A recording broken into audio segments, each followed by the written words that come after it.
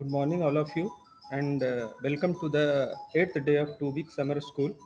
I am Amit, a research scholar at NITK, and it gives me a great pleasure to introduce today's resource person, Dr. Syamlal sir. Dr. Syamlal sir received PhD degree in digital image processing from Department of Electronics and Communication Engineering, Birla Institute of Technology, Misra, Ranchi, Jharkhand, India in 2013. Currently, he is working as assistant professor at senior scale in the Department of Electronics and Communication Engineering, National Institute of Technology, Karnataka, Surathkal, Mangalore, Karnataka, India, since 18th of December 2013. He has started career as teaching profession from Muradabad Institute of Technology, Muradabad, UP, India in August 2001.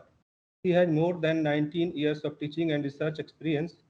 He has supervised 6 PhD students, and currently 4 PhD students are working under his supervision in the area of medical image processing, remote sensing, IoT, and cybersecurity. He has completed two R&D projects funded by SCRB DST MITE and currently executing two R&D projects funded by SCRB DST and ISRO Government of India. He has published more than 80 research papers in the area of remote sensing and medical image processing at international, national journal and conferences. He has received Early Career Research Award Young Scientist in 2017 from Science, Engineering and Research Board, Department of Science and Technology, Government of India, and Young Faculty Research Fellowship Research Grant in 2019 from Digital India Innovation MITE. He has delivered more than 29 invited technical talks and expert lectures in the area of machine and deep learning with applications. He has been guest editor of IJSISC, Indus Science Publishers, editorial member of Open Access Journal of Biomedical Engineering and its application, USA. He is holding vice chair position IEEE Geoscience and Remote Sensing Society GRSS Bangalore section since January 2021. He is senior member of IEEE, life member of ISTE New Delhi, India, life member of IANG Hong Kong, and life member of ISCSIT Singapore. His area of interest includes deep learning architectures and optimization algorithm with applications in digital image processing, histopathology image processing, radiology image processing, remote sensing image processing, IoT, and cybersecurity. So I welcome Dr. Syamlal sir for today's session. Welcome you, sir. Thank you, Amit, for giving a brief introduction. So good morning, one all present over here for today's session. All participants, those who joined for today, that is day 8 session on that hands-on 2D scenario model for the land cover segmentation from high resolution remote sensing images. So this is one of the very important topic which normally used in the field of computer vision as well as in remote sensing field. So my presentation outlines which goes like this. I'll be just covering the brief introduction and then talking about the list of deep learning architecture which are suitable or used for the remote sensing application. Then I'll be talking on the applications of the deep learning architecture in remote sensing field. Then what are the open source remote sensing data set available for the deep learning models, and then what are the tools we can use for the making ground truth for the remote sensing data. Then finally I will be talking about the deep learning architectures for the land cover segmentation or say land cover classification from the high resolution remote sensing images. In short, we call as a HRRS images. Then I'll be giving some future research direction where you can explore, and then just I'll be remote sensing at NITK Surathkal, especially what my research team work has been carried out during last couple of years. And then finally, I'll be giving on live hands-on session uh, on the land cover segmentation from the HR images. Very quick, as it's talking on my focus is on practical, the implementation of the deep learning architecture for remote sensing application, or maybe other kind of application as well. So what are the prerequisites required for the deep learning? So two things keep in mind. You should have one, domain knowledge, technical knowledge, which basically comprises of linear algebra, probability and statistics, fundamental of image processing, fundamental of computer vision, a strong foundation on artificial neural networks, and then other related area. For example, your specific application, for example, deep in remote sensing or wireless communication or mechanical, civil, metallurgy, IoT, cybersecurity. What field you want to apply the deep learning architecture? That field called the domain field, domain subject. You should have a strong knowledge in that particular domain. Then second and foremost requirement is the software skill. So software skill, as today world is moving towards the open source environment. Every implementation should be done through software tool and packages. So in the line of that, you should have the Python coding, strong found this knowledge or the working experience, the NumPy, SciPy, Panda library. These are the very important that coding skill which you should have before starting the deep learning for the different application.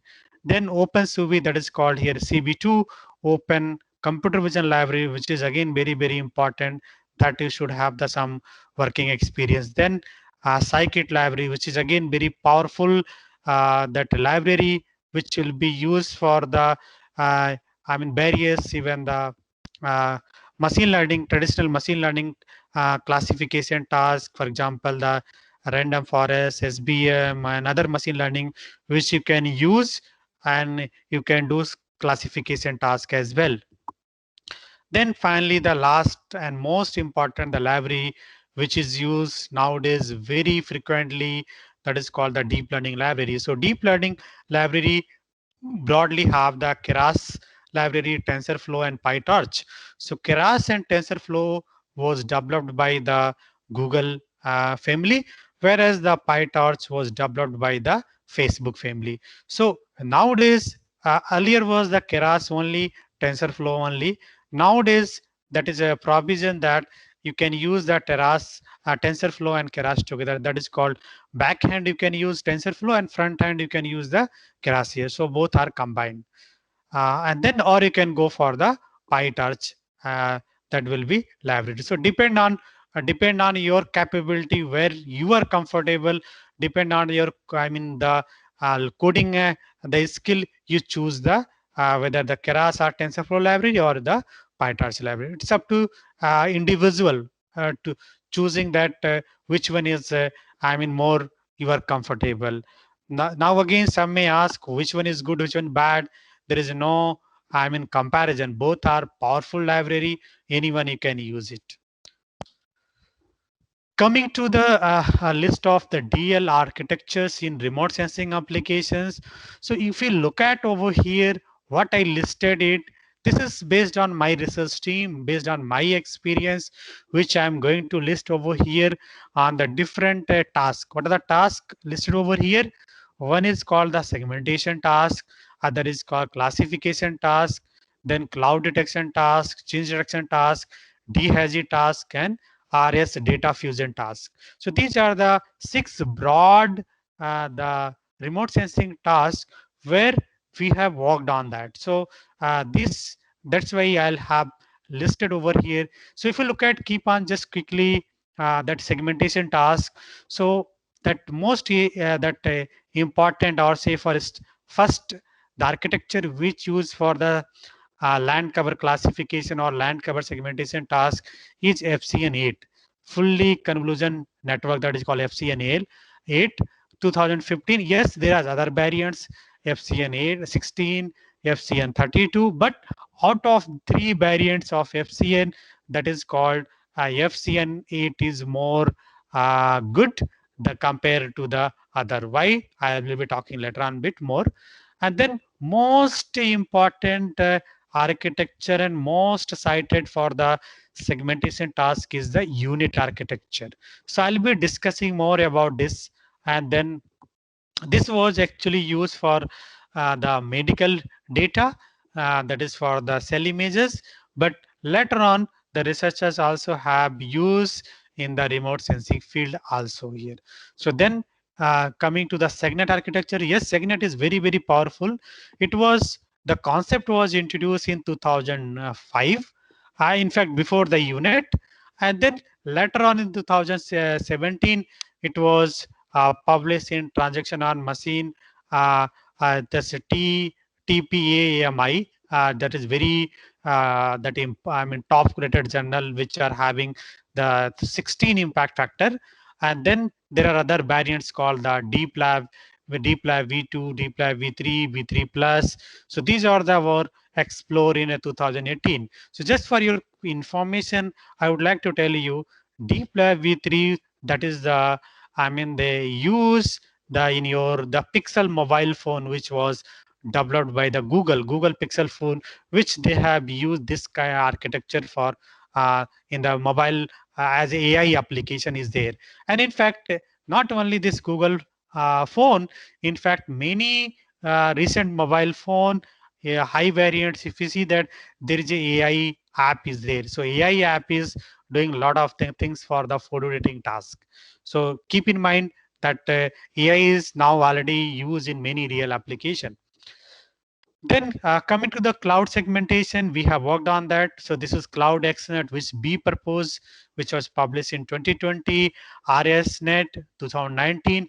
RS is nothing that is the kind of they use unit architecture. They name as RSNet, but that is more or less same as the unit architecture.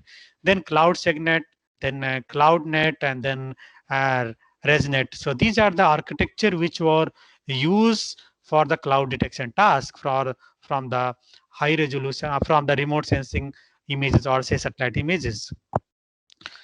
Then coming to the DHAZI task, so these are the architecture which AODV, CSFNet, MSRL, and that's RYF 2020. These are the architecture which are used for the dehazing task of the remote sensing data. We have worked on this also, and we have also designed the, I mean, this better deep learning architecture for the dehazing task. And then coming to the classification task, so most I mean commonly use the deep learning architecture, the scene architecture used for the classification called as LXNet, VG16, ResNet, DenseNet, Inception ResNet, V2. So these are the most I would say most I mean preferred deep learning architecture for the classification task. Classification task in the sense that I'll be talking more on it later on, but for the like say for image recognition or the scene classification task.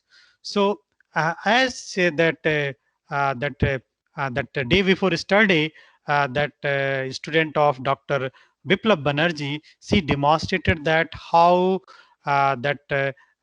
she demonstrated with the mobile net how could be used the for the classification task. But you will see in my tutorial on the last day, I will be demonstrating from the scratch, starting from the ANN to the ResNet for the classification task of the remote sensing data. So you should do from the scratch. And then coming to the change detection task, the what are the architecture available, UNet also used as Dr. This Biplab also told that it would be used for change detection. We have also worked on this UNet, SIAMNet, and triplet loss based model, FDCNN, and AGC net here. So if you look at this is a most recent the architecture AGC CDNet architecture. And also we have come up with a new architecture which is also under revision in transaction. Soon it will publish. You will see that. So we also worked on this area, that is, and then coming to the data fusion. Data fusion also there are architecture which are used for UNet, is also used autoencoder. This project we have done with our UG student. So most of the work, this also the change detection I did part of the ISRO project with my BTech student group here.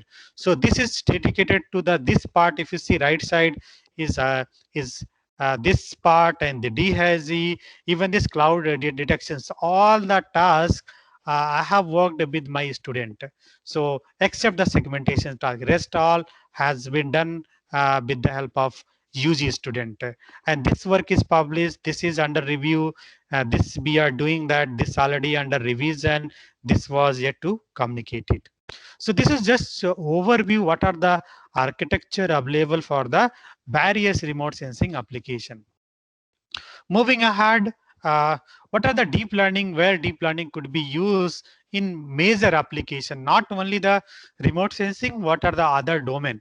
So just if you see this particular slide, which gives a broad idea about the DL architecture used in a different field of engineering and technology. So here you will see the signal processing, image processing, healthcare, wireless communication, self-driving vehicle trajectory, autonomous car, robotics, and then data mining, cybersecurity, IoT, finance, IoT security, then again that email spam filtering, etc. So now our focus is here in the remote sensing domain. So in remote sensing, various real application you can think about: disaster management, urbanization application, where you talk about land use, land cover classification, ecology, forestry, etc. So many application in the remote sensing which you can explore the deep learning architecture. So all these architecture I'll be putting in 3 basket. So as a researcher, as a teacher, you should be able to, if you are doing something, where it fall, in which category your this particular research problem is belongs to that. So there are 3 big basket where the all the application is lie any one of this basket. So I'll call here there are 3 research problem, or you say 3 big basket, where you have to think about what are the each basket, what are the remote sensing application has been explored, or what are the new application can be explored, which could be belongs to the any 3 broad basket of the this research problems. So there are 3 regression research problem, binary classification research problem, and multi-class classification research problem here. So let us discuss one by one, and then I'll be talking on how we can implement each research problem in the field of deep learning for the remote sensing data as well. Coming more ahead, so just what is regression, right? Regression means a problem where you are going to predict a real value quantity, in the sense that the output of a network, output of a neural network, that give you one real quantity value, one numbers. Number is not here like 0 to 1. The number could be, it could be from the, I mean, greater than 0 and goes to maybe infinity or very large value, right? So this is that numbers you will get that. So how the question arises, how we can design a neural network which is able to produce a real value quantity. So in the sense that, uh, in other words, we can say that what could be the network arrangement, a neural network, that arrangement we can make that, so that our network will be able to give a real value quantity. So a neural network basically that consists of 4 important blocks. Please keep in mind this very important concept. The neural network consists of 4 important blocks or the components, which are listed as follows.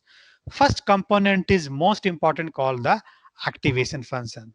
So always inside the neural network, we will be using the nonlinear activation function. So nonlinear activation function already has been discussed. I have not talked about.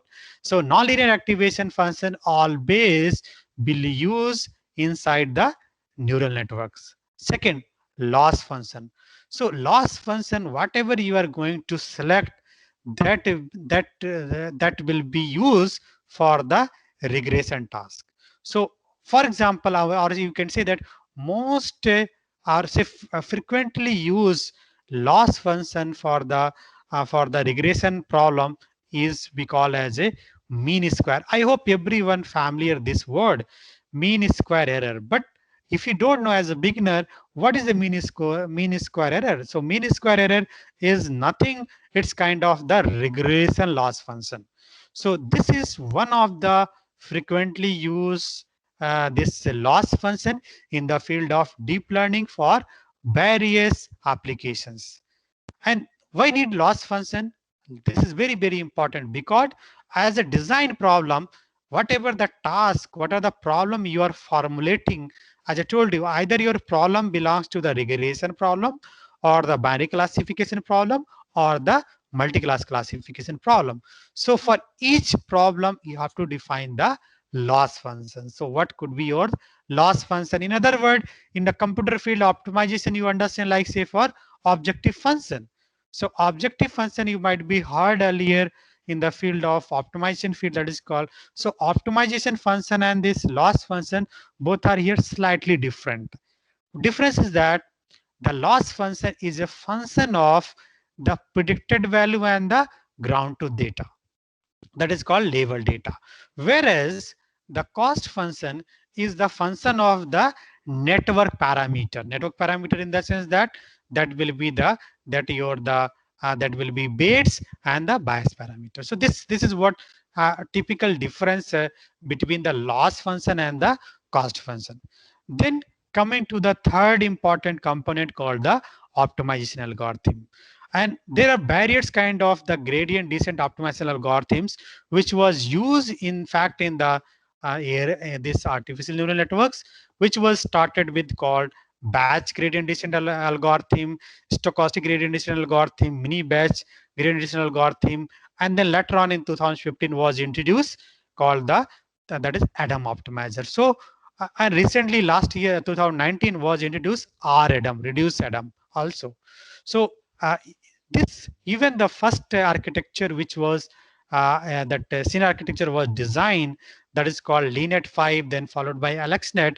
Both were using that stochastic gradient descent. So this was architecture, I mean optimization algorithm that was used for optimizing the loss function. So why we need this?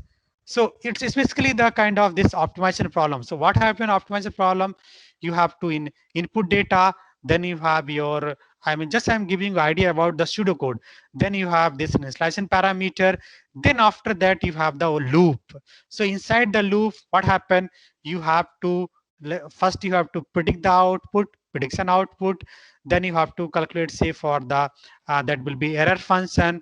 Then you have to compute the, like, say, for bait updation and then bias, and then the bait updation, then the bias parameter updation, and then you write the that updated equation. So that is called the bait updation equation.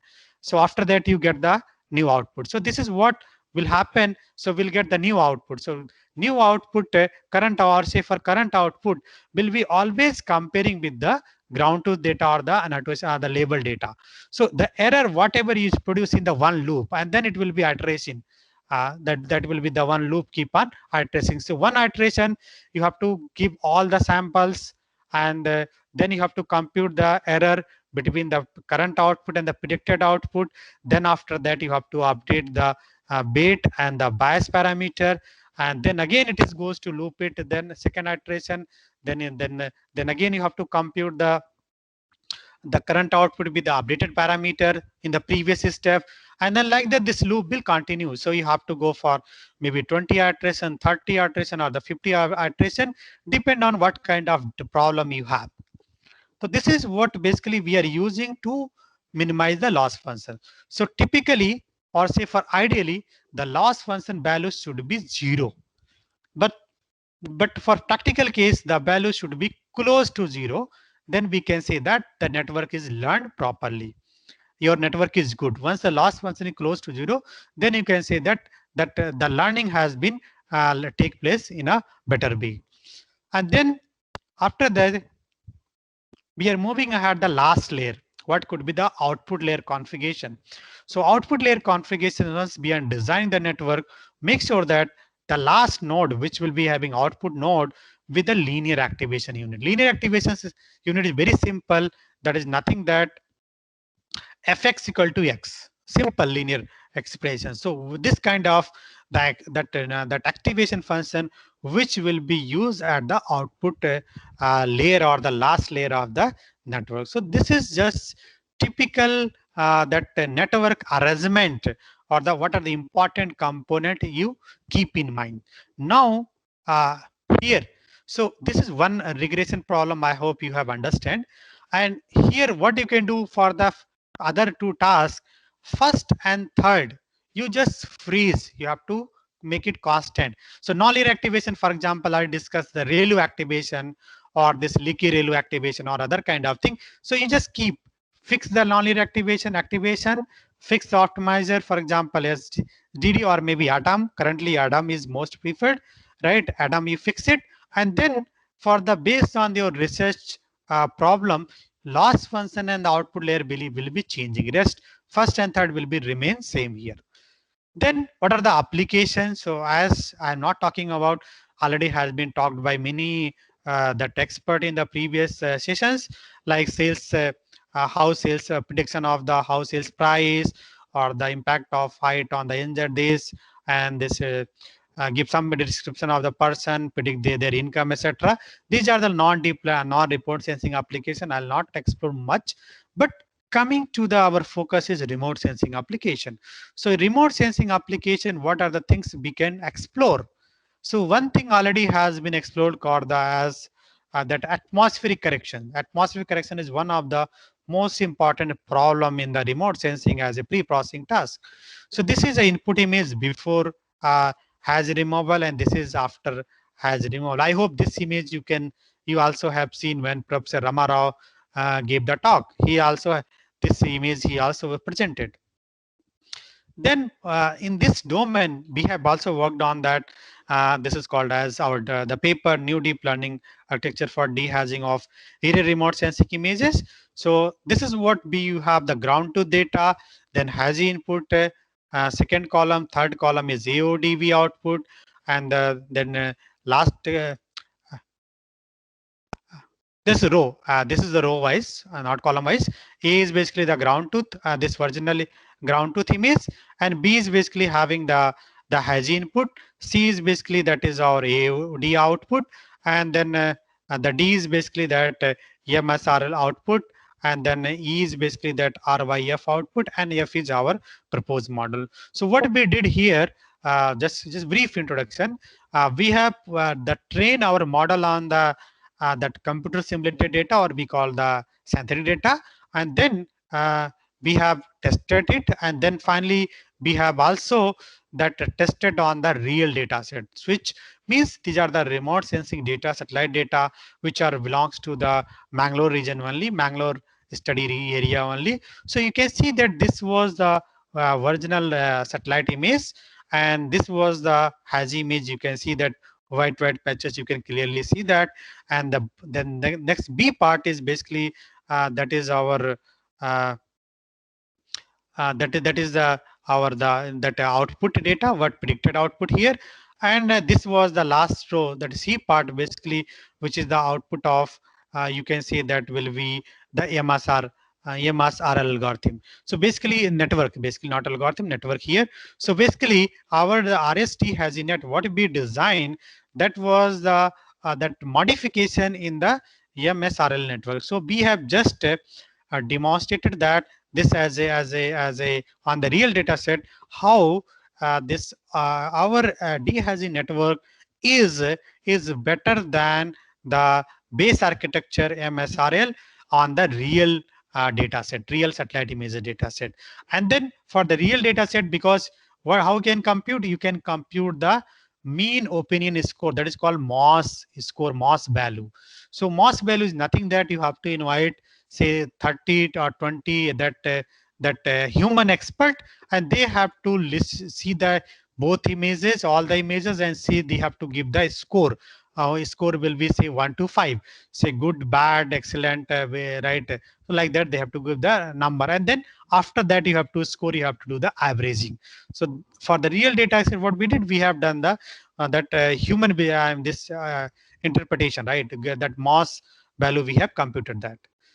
And this is the other example called fusion of the multispectral data and the uh, pan images. So basically, this is ground truth. This is a panchromatic image. Basically, panchromatic image, basically high resolution image, whereas this the multispectral image having the low resolution image. So if we fuse these two images, we can extract the more or richer information from the fuse images. So here you can say this is a fuse output either by the unit, and this is the fuse output of the autoencoder. So like that, the other also you can explore. This is just one example how regression task we can explore in the field of that will be in the remote sensing. This is one example. In fact, you can fuse even this multi-model also. Even in fact, you can fuse that multispectral to hyperspectral. Even this, you can use multispectral data to the SAR data, depend on how you are doing, what research problem you are exploring that. You can also do the denoising. So this is just illustrated, and here is this ground truth, then input data, then this is ours means not mine. This is here, the link is given, authors, and these are the two important this conventional method for the denoising in the field of image processing. But of course, once you have understood in image denoising natural images, you can expand the work for the satellite data. You can do dehazing for the, I mean, say for multispectral data, you can do the task dehazing of the satellite, this hyperspectral data. So if you see the literature, many researchers in the past, they have explored the dehazing of the this hyperspectral data and then the multispectral data also. So you can explore, the scope is there. And then you can do compression. So first you understand the compression for the natural images, and then you can do the compression of that hyperspectral images. So hyperspectral is very high volume data. So compression of the this high spectral images is very essential once come to the real application and as far as storage is concerned. So this slides just give you the overview how you can explore the deep learning for the this compression application for the natural images, as well as you can extend the work for the hyperspectral image also. Now coming to the implementation, Python implementation of CNN for the regression task. Before that, as I told you, you can implement from the scratch. Uh, uh, there are different way of implementing. Uh, as a beginner, first you do the implementation from the scratch using NumPy library and OpenCV library. Once you understand each and everything, every concept, then later on you need to move the implement Keras deep learning library and OpenCV will be always there. And then you see the comparison that the deep learning library, because the library is more is developed in a professional way. It is more, I mean, say for this that efficient library, it will not take much time. But what happens once you code from the scratch, you implement with a few layers, what you feel that your understanding will be you will understand you. So yes, this is how it working. Once you have understand from the scratch by implementing yourself, then once you use the deep learning, the deep learning library is not a black box for you. Otherwise, if you simply using deep learning library, it will be black box for you. So don't jump directly use the deep learning library. So this is my that advice as experience in the last 3 years in the working in the field of deep learning. And then either you can use, as told you, Keras deep learning library or TensorFlow deep learning, or the combination of nowadays both, or this PyTorch deep learning library. So these are the powerful, I mean, way of implementing the CNN using different kind of the library and the scratch as well. Coming to the regression task, this was my generalization. Coming to more specific, how we can implement from the using the DL library. So as activation, we have to fix it ReLU activation, and then coming to that loss function, we can use mean square error, and then we can we can go for mean square error, mathematically define this, MSE equal to 1 by M, I goes to 1 M, Y hat minus Y, its whole square. I hope this is familiar. Optimizer you freeze, already SGD or ADAM or RADAM you can use.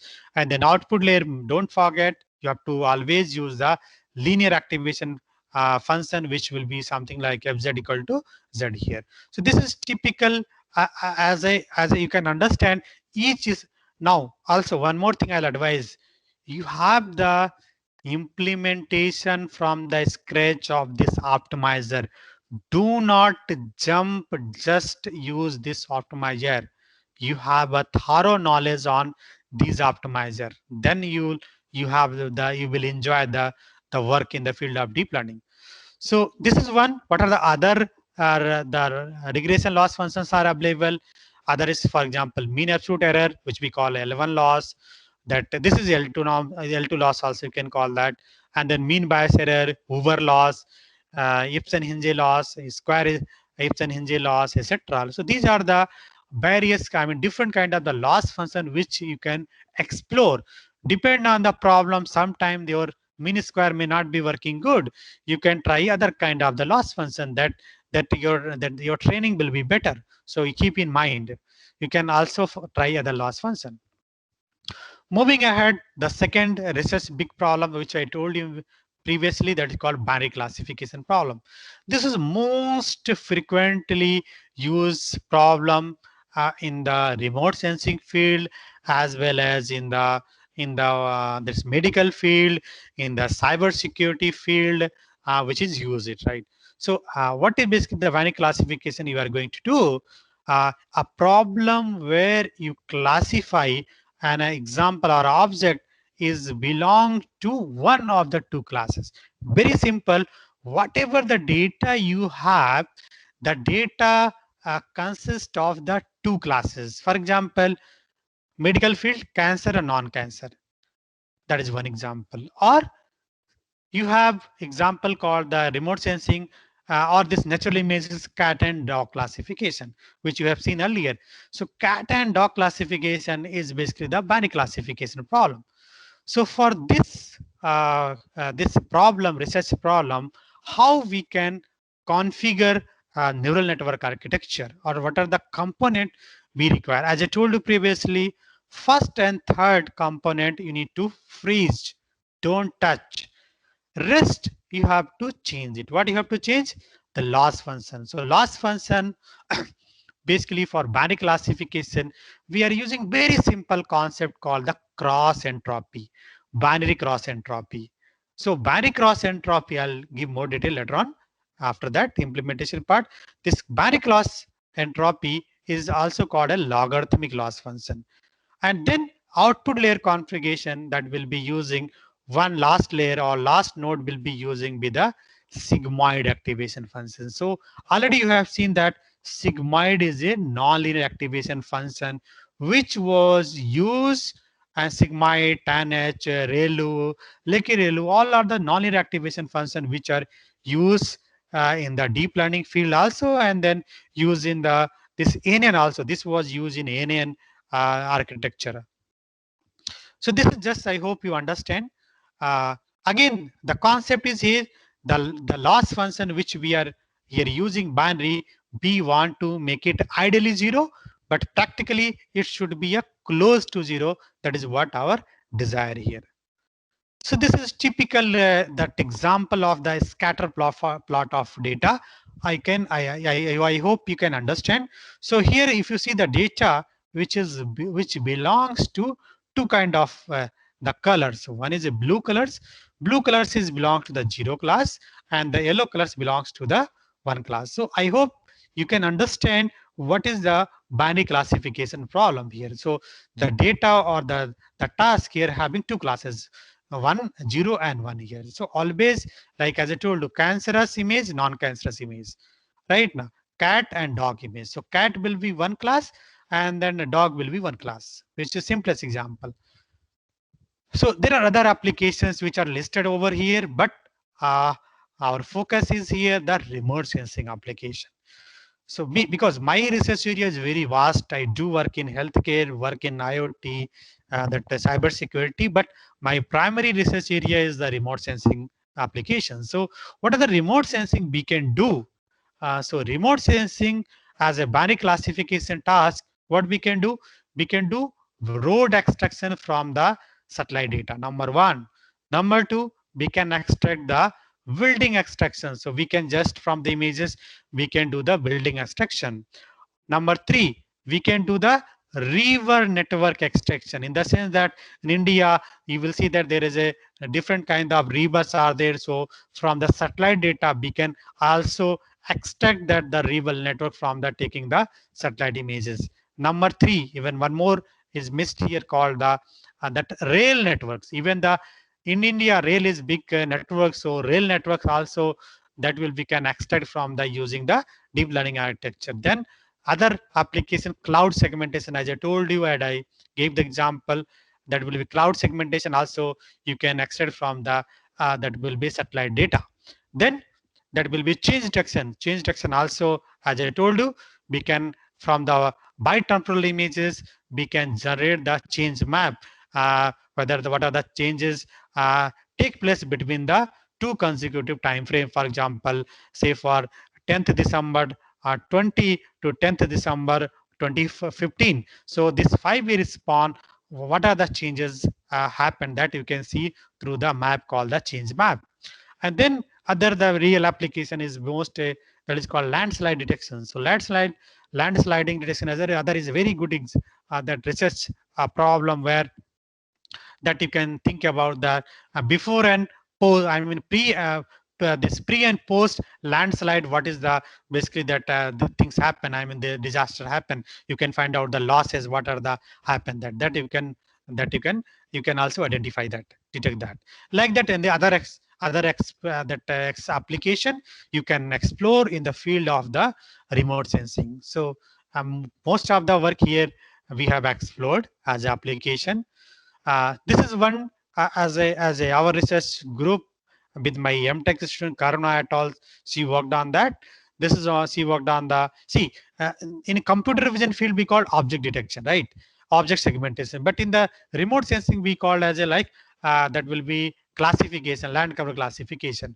So this is just typical illustration of the object segmentation, because the aim is just we wanted to detect the road network. So road network just from the aerial images, which was already available freely over here.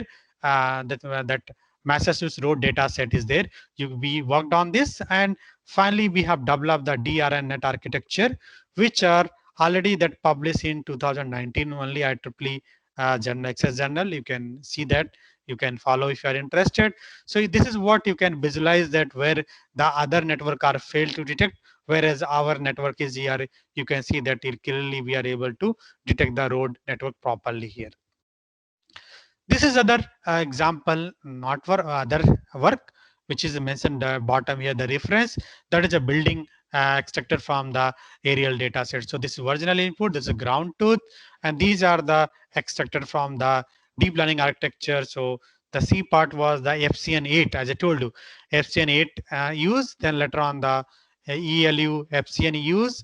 Basically ELU is the activation, non-linear, they use it, and then FCN, then later on they use that output of ALU, FCN, and CRF. CRF is basically conditional random field, which is basically used for the refinement of the boundary refinement of the output of the previous system. So this is nothing kind of CRF is used for the as a post processing operation, but I'll not advise you use, because this is real time application is not good, because it's a time consuming algorithms. This is what be example quickly cloud detection from the Landsat data. We worked on this ground truth, then cloud XNet, which we proposed, which are published here, and then RSNet and cloud segment, like that other were there. So just quick that example of how looks like cloud detection. Then this is what the recent work that change detection from the remote sensing. This are my ISRO project. This work is here. These are the, you can see the temporal image T1, T2, and this is corresponding the change mask. So we have worked on the 4 remote sensing data. So each column, the column 1, 2, 3, 4, these are the 4. There's a data set, instruction data set that we worked on this.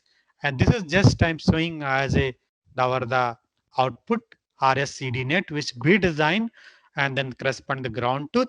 This our work is already in the revision. We have submitted in transaction, which soon will be accepted, and you can see that also. Then coming to the landslide, so this is what the geo sensor. So here if you see this first is original image, and the second is basically the predicted by the unit, and the third column which was predicted by the residual unit architecture. So here basically that red colors, the second and third column, the red colors depicts basically the false negative, and this yellow is the depicts basically the true positive. And then basically the here wherever is a blue color, that represent the false positive. So true positive, false negative, and false positive you can depict by different color here, right? So obvious this is just this was basically that overlay. So we have the original image, then obvious you have ground truth, just you have overlay on this. So you will see that red basically these are the nothing that landslide happen here, and then corresponding the predicted that mask here, then you have predicted image, then you have to just overlay on the ground truth. You can then you locate that what are the true positive. I mean yellow color is our most interesting the object, so that you will see that, and then try to match with the ground truth here. So this is this last year work has been published by this WQ et al. They worked on this year. We are also started working with the UZ group. Coming to the implementation for this task, Python implementation. So as I told, first and third keep freeze. Only we need to change the as a loss function and output layer. So loss function, as I told, we are using the binary loss and this cross entropy. So this is basically typical formula cross entropy which you have studied maybe in information theory course or maybe digital communication your BTech level. This is same cross entropy formula which we are using. So when you studied the cross entropy, you were not familiar that this cross entropy going to be big change in the field of deep learning. Nobody imagined that time, but later on see that how this has been used almost many real application where that could be used the cross entropy loss function. So pretty simple. So see basically here the number of classes. So for binary case the value should be c equal to 2 here. So tk is basically the ground truth data or the untwisted value, and sk is basically this will be fsk. Here is the one fsk, that will be the predicted output of by the deep learning architecture here, right? So and then the last layer, as I told you, last layer will be the sigmoid activation. Sigmoid activation, nothing that mathematically fx k equal to 1 by 1 plus e to power minus sk. So this is basically the non-linear activation function. I also would like to bring your notice. This is a very important function which you might be studied in the course called image processing for the contrast enhancement of the images sigmoid function. So whenever you have used the low contrast image, if you want to improve the contrast of image, you might be use the sigmoid function also, that is non-linear for the contrast enhancement. Even I worked modified this in my research when I was doing that. So this is just and same things as I told you. So just bit more. So sigmoid this binary cross entropy loss function we also know called as basically the sigmoid cross entropy, or we also call it log likelihood loss function, which is nothing that the cross entropy loss we are using and the sigmoid will be used in the output layer. This is very simple. This is just expanded as I told you, I equal to c equal to 2. So you will expand that minus ti log fsi minus 1 minus ti log of 1 minus fsi. So if this is will be for the class 0, so this will be for class 1. So you can compute, you can understand with the pen and paper also, because you, as I told you, that prerequisite, you have the prerequisites on the linear algebra, prerequisites on the probability and statistics. Probability is needed to understand this cross entropy, how it is computed, how it is derived that. And this statistic will be required to that quantify the numerical result of the deep learning architecture. So what are the other than this binary cross entropy we can use? So binary cross loss function, there are other use as binary cross entropy loss function. You can also use weighted cross entropy loss function. You can use balance cross entropy. You can use Dice loss or F1 score loss function. And this is typical Python implementation. Simple. You can write the code cross entropy y hat comma y. If y equal to 1, then return the minus log of y hat, else the return minus log of 1 minus y hat.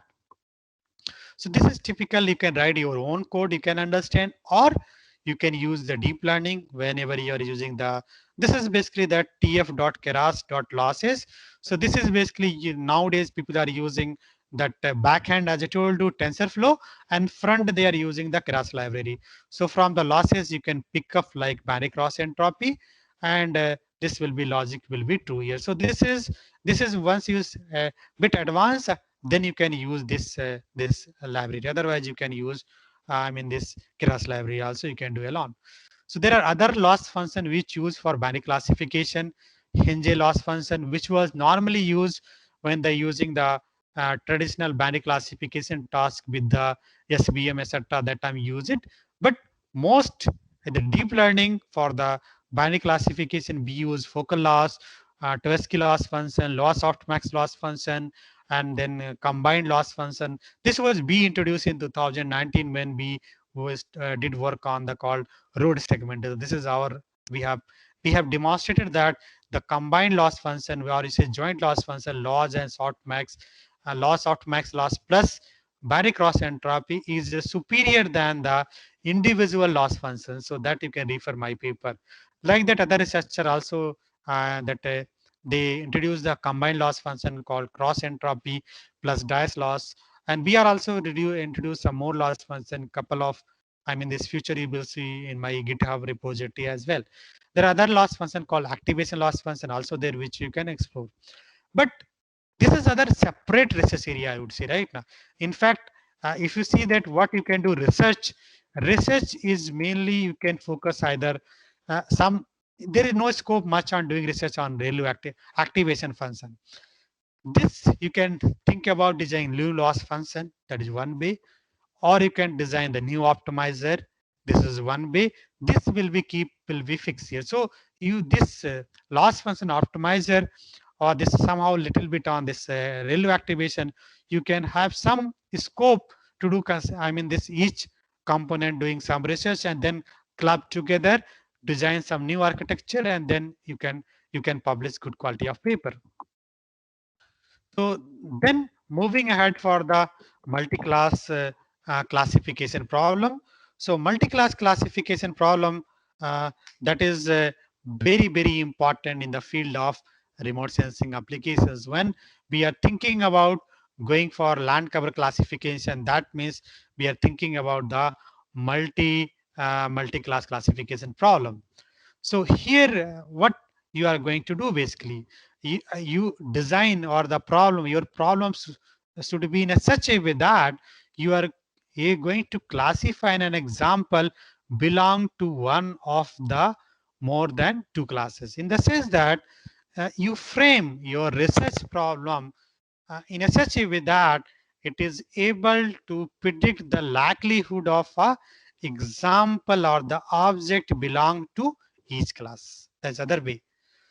So what could be the network that connections or the network arrangement?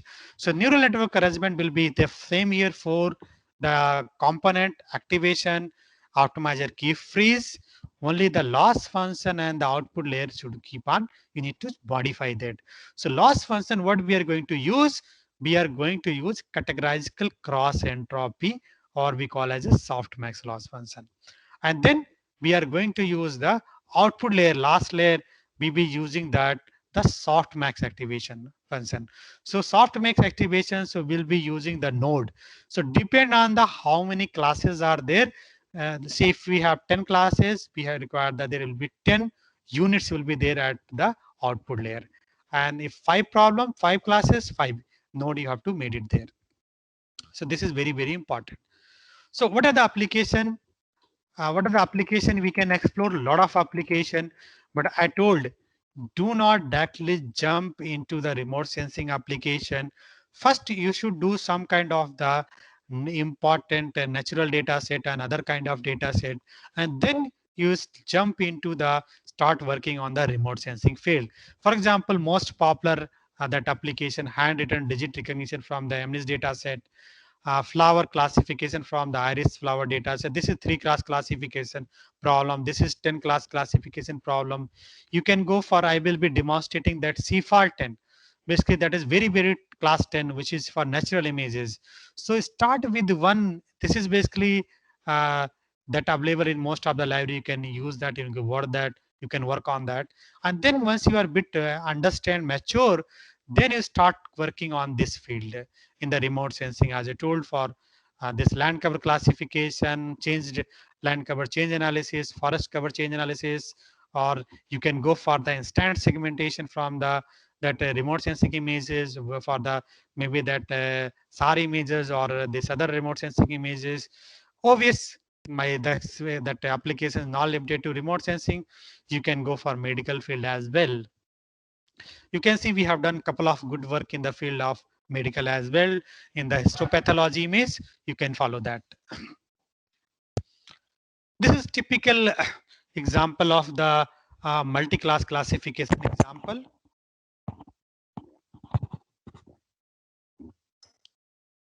So this is similar as what we did for Bani classification.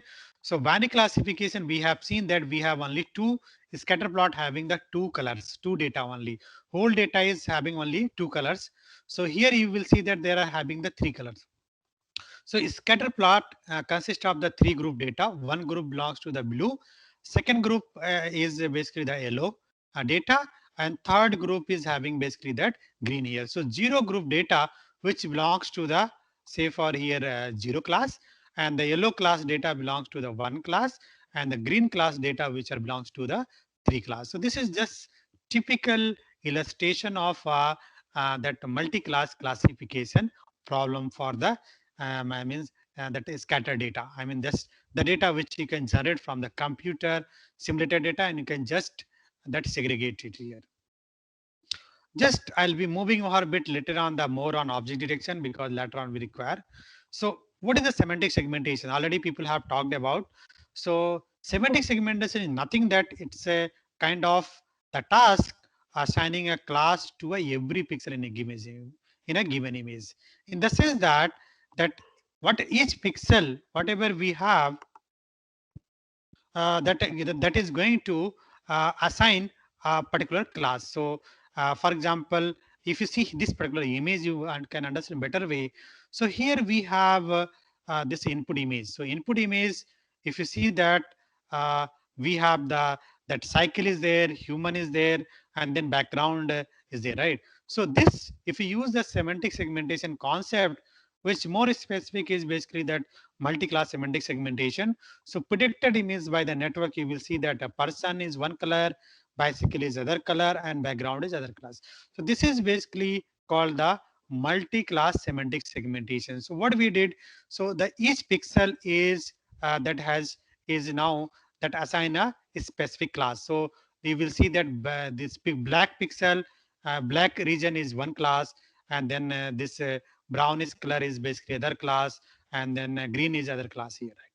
So but what is the problem of this semantic segmentation is it does not give the instances, in the sense that there are three persons, but it is not able to identify which one is person one, person two, person three, and there are three bicycle, so it is not able to identify that which is the cycle one, cycle two, and cycle three.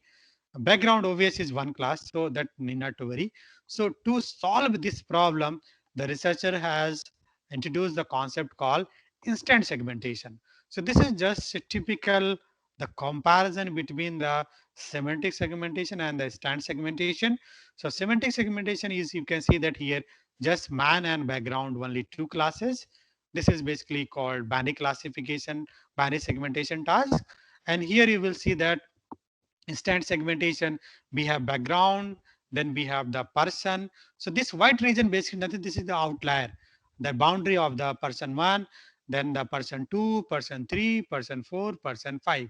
So this is just, you can see that the instances of the each person is here, is able to identify by the network. So for this kind of the task, you already has been the explored by the previous that expert called the mask RCNN, that fast the RCNN you can explore for the doing this kind of task. Moving at object detection, as object detection, nothing basically, it's basically the broad sense. We can say that it's kind of image segmentation, and object detection already that you might have somebody has already told.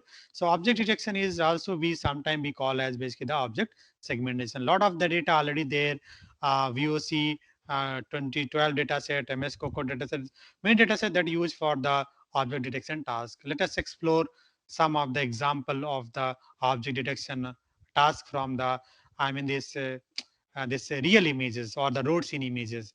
This is one of the CAMBI data set is one of the most popular the data set which was captured from the camera road scenes basically. So top if you see the test sample, then bottom is a ground truth of the each, which are having, if you see the ground truth which belongs to the 11 classes, then last if you see there is a called segnet architecture. As I told you, segnet architecture is one of the, I mean, the most other important architecture used in the field of the that this natural images segmentation, road scene segmentation, and then even this for the remote sensing images as well here. So you can see that this work as a published, I told you 2017, that is Cambridge driving label video data set. That is what we call Cambridge data set. This is freely available. Anyone can download, can work on this data set.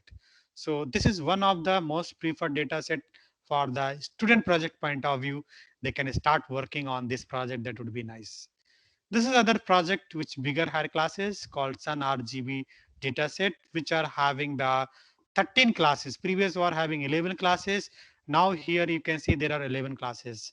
So this was again both again the published by the Segnet, though that was worked on the authors, uh, which are, you can see that the test sample, then ground truth images, then the Segnet images, which you are, I mean, presented in the last row here. So this is again this data set available over here.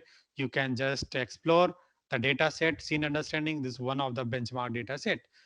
And now moving ahead, what we did in this multi-class or the land cover segmentation. So this is so binary class we have, so I have just demonstrated that we worked on the road segmentation.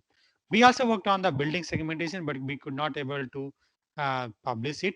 But we explored with the UZ project, and then later on we moved the multi-class or multiple object extraction or the this multi-object segmentation task. So here we have test aerial images, and this is what the ground truth. So here basically there are three classes what we in the data set, that is called background, building, and road. So this is called multi-class classification. So multi-class semantic segmentation task.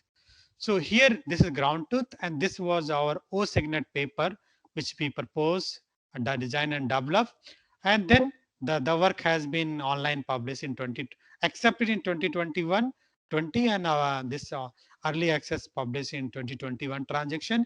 Is if you are interested, you can refer that. So this is what the three class multi-class three only object we have seen that. So moving ahead, then we have also worked on the multi objects.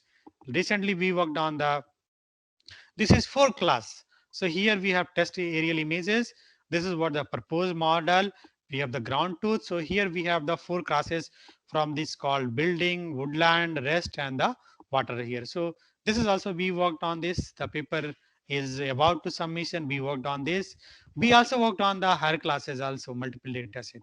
So this is how you need to, I mean, start the research, start from the simple problem, and then keep on extended for the complex problem. And then this is just quick illustration of the object segmentation. This is instant segmentation from that will be from COCO data set. Why I'm illustrating you so that that instant segmentation from the, as Professor this this Biplav is demonstrated that for the SAR data like SIP detection task kind of things you can understand, you can correlate that, because any remote sensing data, if you want to do the annotation you have to follow the COCO dataset or VOC dataset principle or the rules for the doing the annotation here, right? So this is, I hope you understand. You can see that each things has been classified that.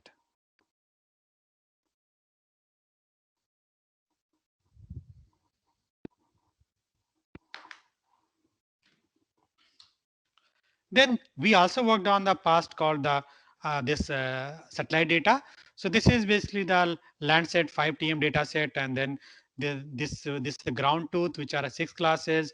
Then this is called then Aconus 2 data set, which are having the basically the 8 classes, which for the work has been published in 2020. But we did not work on this deep learning, but we worked on the that meta-heuristic framework we designed, and that was published. We also worked on this hyperspectral data set, same paper.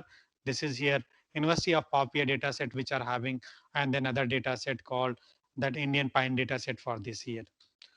So how we can implement that? So coming to the implementation using Python, the 2D CNN, this first and third is fixed.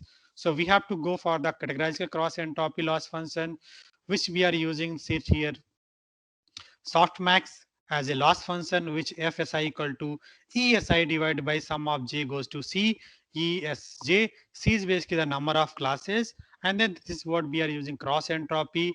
So c equal to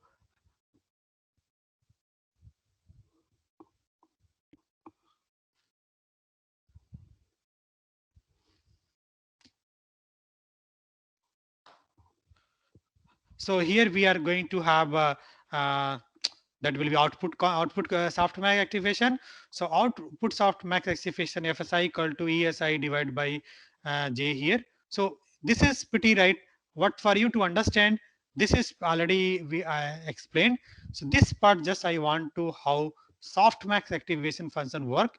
So this is typical example of 1.2.9.4 is given to the softmax as a function. So we will get the 0.46, 0.34, 0.2. These are nothing basically the probability of the that will be the each classes, right? So this is a softmax, nothing that give the probability of each classes. So how will compute with a pen and paper? So y1 equal to fx1 equal to ex1 divided by sum of j exj equal to ex1 divided by j goes to 1 to 3, because there are 3 classes. Exj, then just to expand it, ex1 divided by ex1 plus ex2 plus ex3. So just substitute the value of 1.2 for this class, first class, second class, third class. So e to power 1.2 divided by e to power 1.2 plus e to power 0.9 plus e to power 0.4 will be able to compute with pen and paper also 0.49. Similarly, the algorithm will do that. Likewise, for the other y2, y3, you can see that here can be computed by using the mathematical expression. So 0.34, 0.24 easily you can verify with the pen and paper here. This categorical cross entropy, as we told you, it's also called the softmax. Already told that softmax at the output layer, and the cross entropy as a loss function we are using that. So one thing important here, there will be one more kind of the loss function. So in a multi-class, there are two kind of tasks you are going to do. One is called as a that it could be a scene classification or the object recognition task. For those application, for example, Eurosat the data classification, which that a student of Biplav demonstrated. So for those applications, you are going to use basically that is the categorical cross entropy loss function. But if you are going for the land cover classification or the through the segmentation, that concept called the multi-class semantic segmentation, in that case, the we will be using that sparse categorical cross entropy. So what is the difference is between the categorical cross entropy and the that will be that will sparse categorical cross entropy? Is categorical cross entropy, the difference is only for the one hot encoding method. So one hot encoding method is nothing, basically it's kind of pre-processing operation we have to do on the label data, all the annotated data. What it does, basically in the case of categorical cross entropy, you have to generate the binary vectors. So if you have 10 classes, for example, so the binary vector having that 10 dimensions. So if for the zero, for example, zero digit, I'll simple example, 0 to 9. So zero case, what happened? That will be the first position will be 1. 1, 1, 0, 0, 0, 0, total 9 zeros. So total will be 10 length, right? Similarly, if we at 1, so that one position 0, 1, 0, 0, this we call as a binary vector form, right? But in case of that sparse categorical cross entropy, that vector will not be a like binary, it is going to be a integer vector. In that case, what happen? You will have the classes where we have 1, 2, 3, 4 like that, or 0, 1, 2, 3 like that. So for the multi-class semantic segmentation for this remote sensing data, I'll advise you have to use the, once you are using the library, you have to use the uh, sparse categorical cross entropy loss function. So this is typical uh, as a that we once we go for implementation, you can use the DL library. So for losses categorized cross entropy, TensorFlow, you can use softmax underscore cross underscore entropy, and then cross entropy loss if you're using PyTorch. So these are the standard way of using that. The, I mean, keywords, you have to use similar way. You have to, once you want to select the loss function, you have to write this way only. Then it will work. Otherwise, you will see that it is giving error here. There are other multi-class classification loss function, which we call categorical cross entropy loss. Already I told. Then weighted cross entropy loss function. This is scale divergence loss function that also you can use. And then other loss function which we have seen for the binary classification. Those loss functions you can explode for the multi-class classification also. For example, focal loss, Tversky loss function, soft loss, softmax loss function. These are the basically that which you can use for the multi-class classification. In fact, that you can also design the or come up with the joint class function for the multi-class classification task. So now other, as far as implementation is concerned, we have, once we are implementing, you may face the three kind of problems. Like sometimes we will say that underfitting problem happening. So, or you have maybe overfitting, and then you have this appropriate fitting. So what is desired should be appropriate fitting, which should be have the low bias plus low variance. And for the underfitting case, what happened? You will have high bias and the low variance. And then for the overfitting, you have the low bias and high variance. So to avoid this underfitting and overfitting problem, what you can do so that the underfitting problem and overfitting problem should not happen. So one more thing, that if you want to improve the training speed, always you have to use the batch normalization, and batch normalization always you have to use the that will be after the activation function. So this is one way here. Then other thing you can use that avoid overfitting.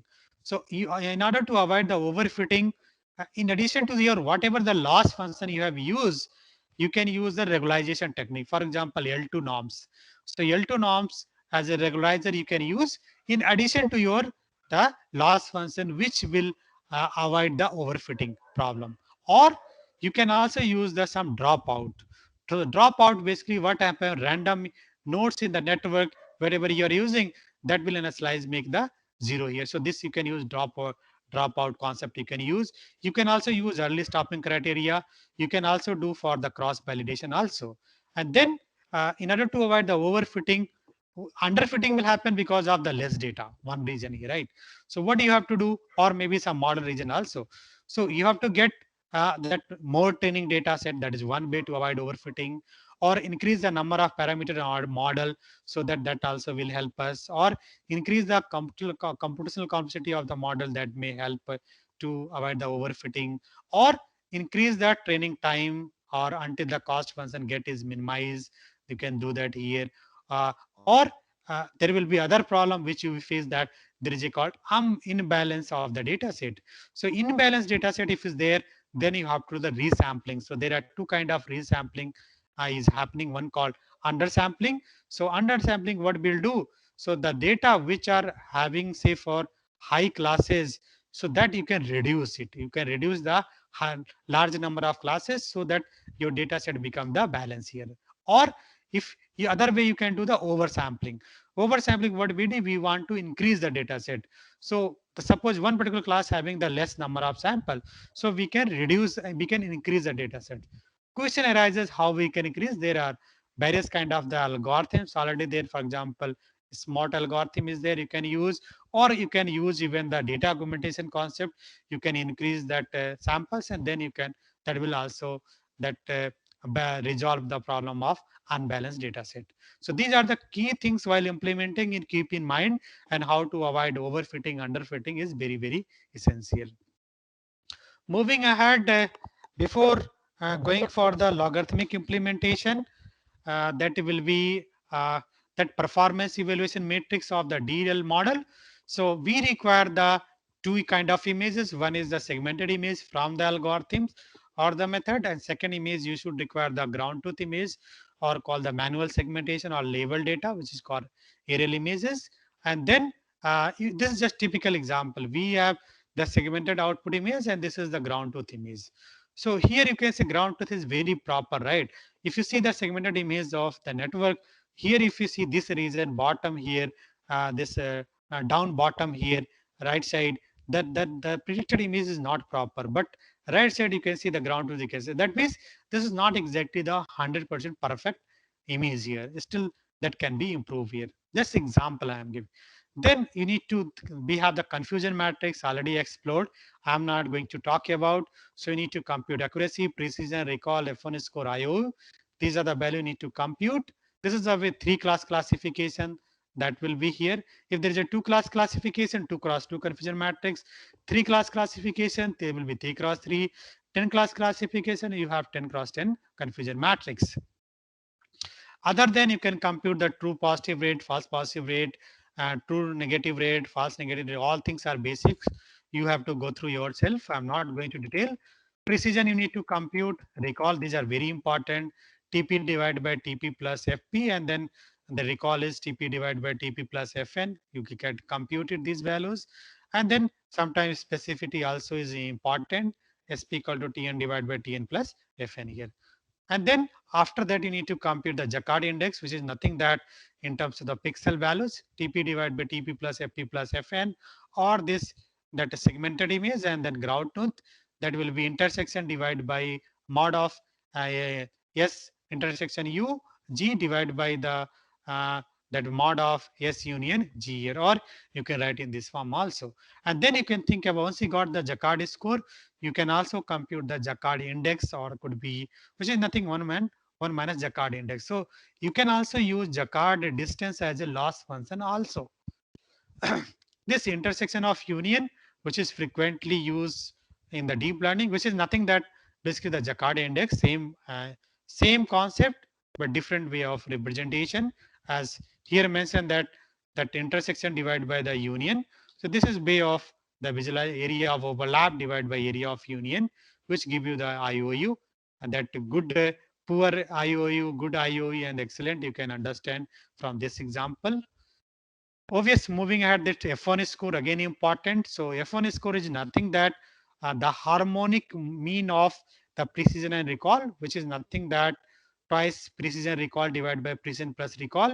If you put the value what we discussed earlier, twice TP divided by twice TP plus FP plus FN, which give you that in the from the confusion matrix you can compute, and all the value which is Jaccard index, all the value will be lie between 0 to 1. Similarly, you can use Dias loss. So Dias loss will be basically 1 minus the Dias coefficient, which you can also think about here. Then accuracy is again, that is, this is accuracy means total accuracy or overall accuracy on the test data set. You can compute, and training data set also you can compute, validation data set also you can compute. So it's nothing basically that TP divided by TN divided by N, which is give you the accuracy here. You can also see that misclassification rate, which is nothing that 1 minus accuracy here. So you can compute this. This is also one of the important. We need to see that what are the incorrect predictions by the algorithm here. This is just typical that example in terms of the remote sensing. This is we have the data like say for the class type determined from the reference sources here, confer, hardwood, water, and then this is for classified map. This is basically reference or ground truth recording. This is printed by the algorithms. So you see that this is a diagonal which are having the confusion matrix is nothing that give the that will be the true positives basically here for each class. And then if you want to find the accuracy, total accuracy or overall accuracy, which is nothing that just add the main diagonal value divided by total number of samples which are having 100, that give you the total accuracy of the this average accuracy here or overall accuracy. And then you can also compute that that will be, and these things off diagonals basically these are basically the misclassified. Then you can do the user accuracy or the class wise accuracy. Class wise accuracy nothing that basically that correct prediction by the total number of that particular class here. So that will be 50 divided by 50. So this is 50 predicted, and in this row total add here 57. So that give you the that confer that will be class accuracy or the that's you can see that user accuracy or class wise accuracy. So for this particular class you can compute. Likewise you can compute for the hardwood, water, etc. You can compute that. So this is just complete user accuracy or the class wise accuracy 88 for the confer, and then hardwood 48, water 50, like that here. There are other accuracy also, producer accuracy. For that we are taking this column wise that you can compute. But normally for the from my point of view, we are reporting that overall accuracy or total accuracy, and then that will be class wise accuracy. And in addition to that, there is other accuracy parameter which we call as a kappa coefficient. Kappa coefficient also the value between 0 to 1. Previous also having the value between 0 to 1, or the percentage could be that will be from 0 to say 100 in between lie. So how we write kappa coefficient is nothing that overall accuracy or the total accuracy minus the chance agreement divided by 1 minus chance agreement. So overall accuracy, or you can say object accuracy, determines basically the diagonal in the confusion matrix. Chance agreement is that incorporate of the off diagonals uh, that along the rows and the column, this multiply that sum basically that multiply each other, and then that give you the chance agreement. Mathematically, as per Jensen 2011 formula textbook, it is calculated as follows here: Ka, which is the kappa coefficient, n time I goes to 1 to k xi. This is nothing that main diagonal of the confusion matrix. I 1 to k xi plus xi is nothing basically that sum of each rows, and then xi plus, which is nothing sum of each column basically in the confusion matrix, and then multiply is sum it, that give you the chance agreement, and then divide by here n square minus I goes to 1 to k x I plus, and then x plus I here, and where n is nothing that total number of samples, tn plus tp, uh, tp plus tn plus fp plus fn, or just you add all the samples in the image here.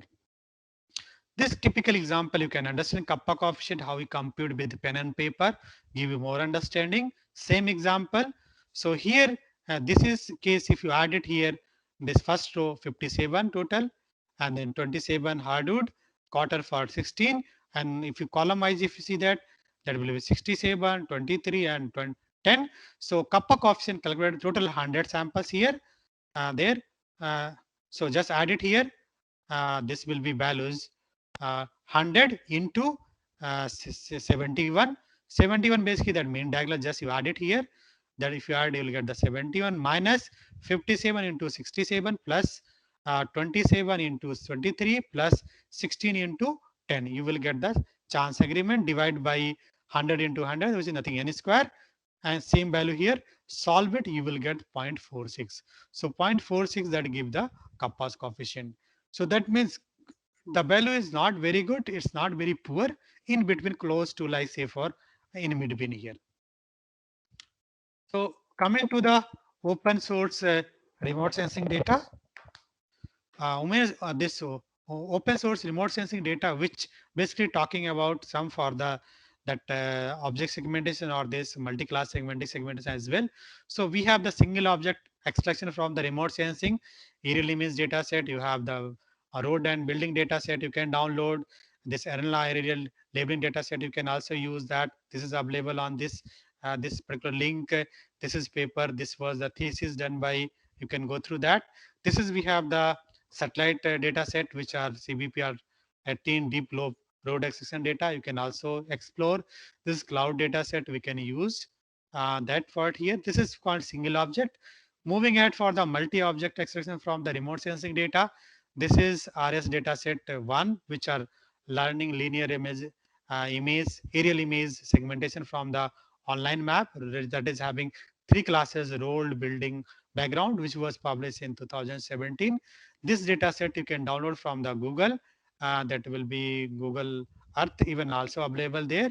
And there is another data set which we call land cover data set, which were introduced last year. That we have worked on this data set, which was basically from the Poland, that having the 41 ortho photos over the Poland area, which having the mixed resolution of 25 centimeter and the 50 centimeter per pixels. And they have also provided the ground truth or the manual segmentation mask for the building, woodland, water, and rest. This was paper is already available. You can, this is the link from where you can get down to data set. This is just typical test images. These are the ground truth, which are that author has already release that. If you are interested, you can work. This is what the website already we mentioned that. These are the other commonly data set for other segmentation tasks which are available. As I told you, Pascal VOC data set, Coco, Cabbage, all the data set for the natural or the road scene data set. You can explore that. Coming to the annotation tool or the how we can make the ground truth of the remote sensing data, we have I recommend there are 2 tools you can just start. You can use for the making annotation of your study area images. Recently released that 2021, that is Label RS, as on this automated tool box to make deep learning samples from the remote sensing image. In the sense that this particular the free software that you can make the ground truth using this label RS tool here available. This is a paper recently released. This is what the talk about the link you can download from. This is what the GitHub repository author provided. You can visit, download, and you can understand that. There is other dataset tool called Label Me, which you can also, but this is a bit complex than this one here. So I would recommend you can use this annotation tool 1, which are recently that has been released that. Coming to the application of the DL in remote sensing, as a various application you can think about: classification, localization, object detection, segmentation, contrast enhancement, fusion, denoising, colorization, the image reconstruction, image resolution. These are the all application what you see that is possible for the remote sensing data as well. So moving ahead for the semantic segmentation, list of DL architecture for single object.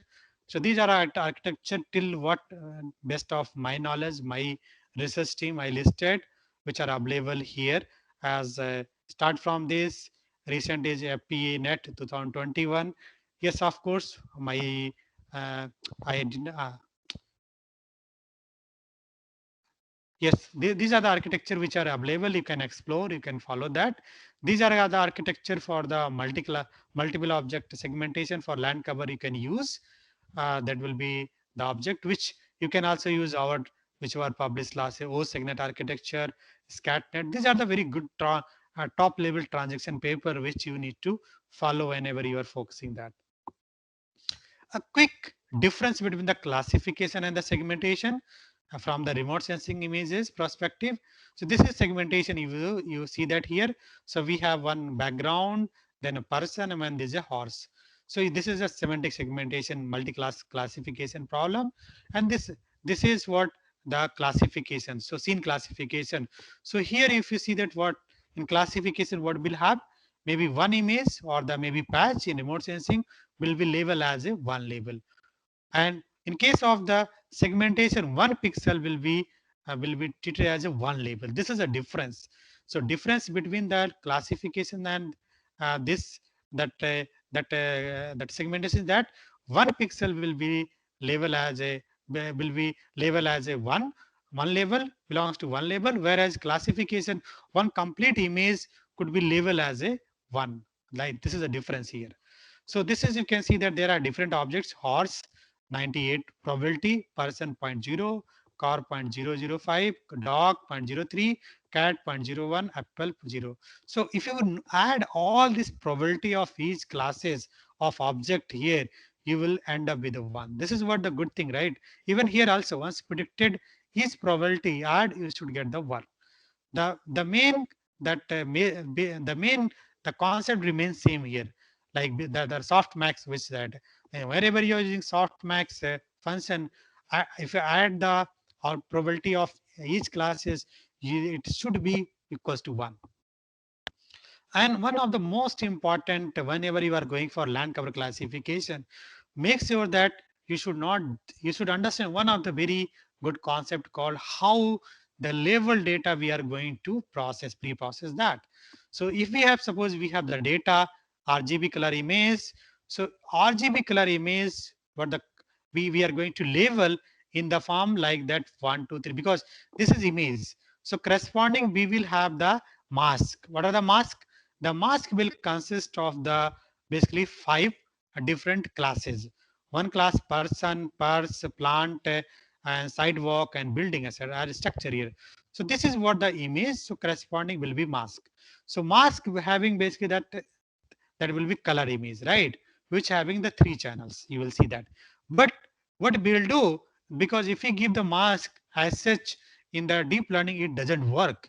So what we have to do, that mask, whatever we have the 5 classes mask image, we need to convert into the semantic label. So what we'll do, for example, this you can see that. So each class corresponding, we have to make the output channel. So finally, this image, I mean, this the mask looks like this: 1, 2, 3, 4, 5. One belongs to person, and then two belong to purse, and the third belongs plant, and fourth belongs sidewalk, and fifth belong to the building. That here, right? So more, this is just one, I mean, just image, not entire image, just one part of image you can understand. So how each class looks like? So each class will be treated like this as an output channel. So this is like, for example, this purse. Purse will be one channel, or say for output channel, which you can treat as a 8-bit image. So person having wherever is a purse will be one, rest all will be zero. Similarly, uh, whenever is a this purse object, that will be belongs to the here, say for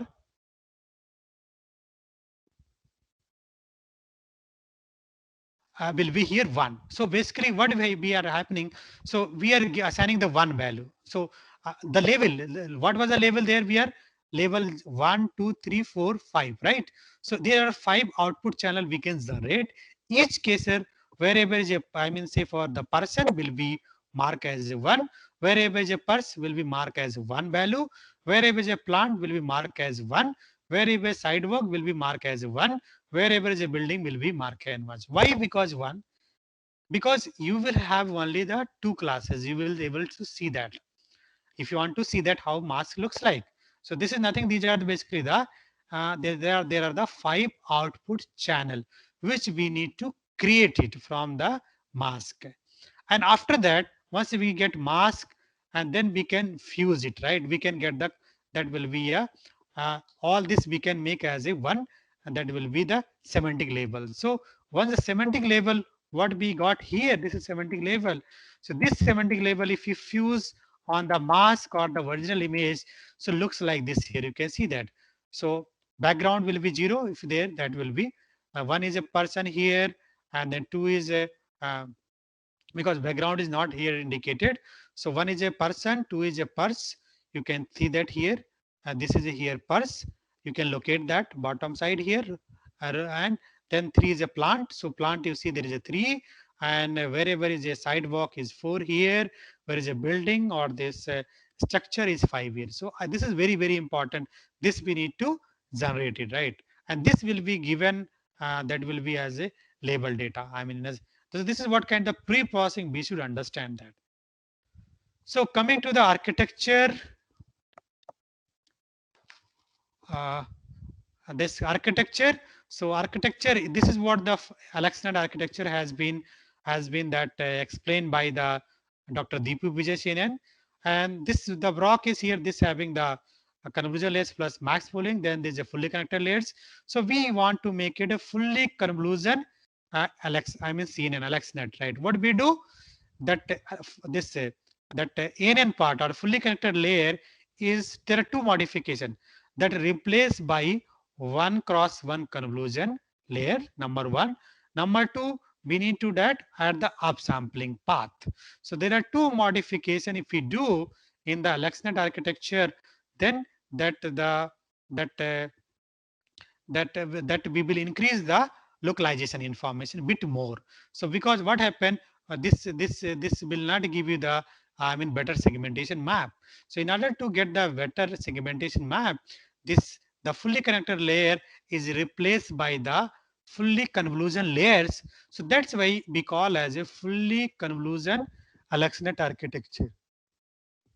AlexNet architecture for the semantics. This was the first architecture used for the called semantic segmentation. And as I told you, there are three variants are there: FCN 8, FCN this 16, FCN 32. So this was the way what we are doing, this pooling layer. So this is basically, if you get 5 pooling layers, we'll get the FCN 32, and then this we have to upsample of twice, we'll get this image, and then previous pooling layers we need to concatenate it, we will get the FCN 16.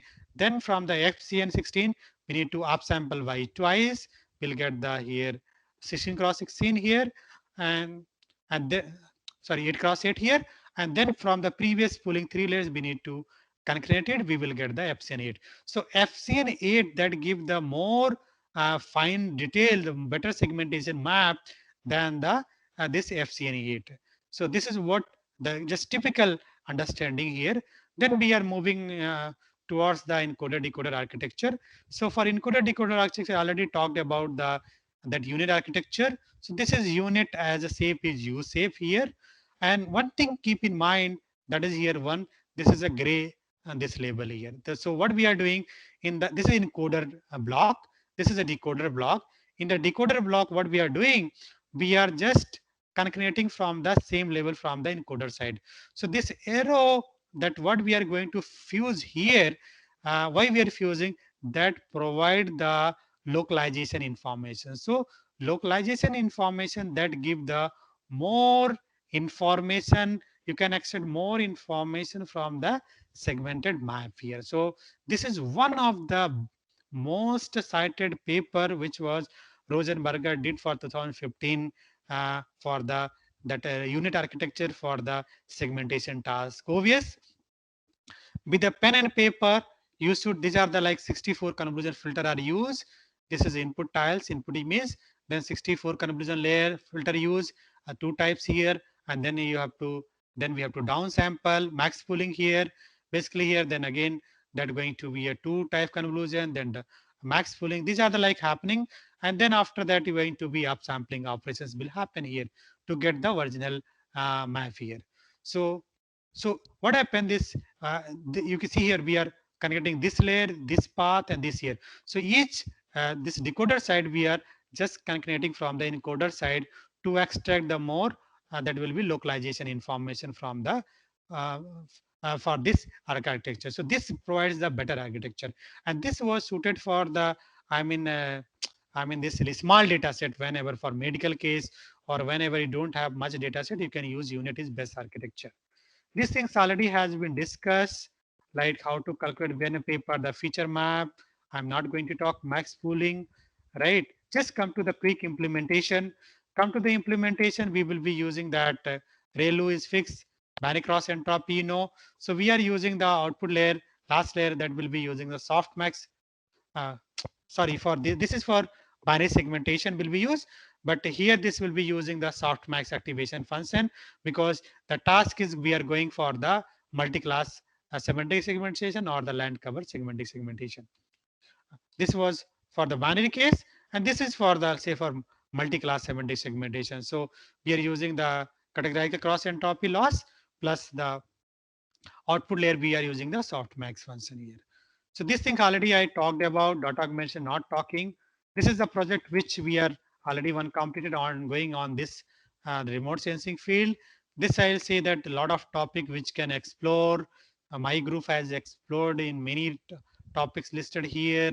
Hyperspectral radar remote sensing as well. Uh, these things what already explored, what we have done in remote sensing and ITK. This is what published, we published. This is under submission stage. This we published already. This already published. This already under revision. This already we published recently for hyperspectral, where we design the ensemble way deep learning ensemble method for hyperspectral classification. We work on the three hyperspectral data, Indian Pines data, University Pavia, Salis data set. This is what already we already explored that what we did. Uh, then other things coming to the live session. So live session, I would say I will be continuing next session because time is not permitting. But what I would say that we cannot jump just like live session until unless you don't have the background on the understanding about the previous whatever the concept I told you, right? You cannot directly jump to the that will be like just implementation part. So understanding the implementation is very very important. But next session I will be demonstrating the first on this segmentation task, and then I will be demonstrating, because then I will that demonstrating the land this classification task. So but as I told you, this is a data set. Quick 1 minute I'll take it that I'll bind off here.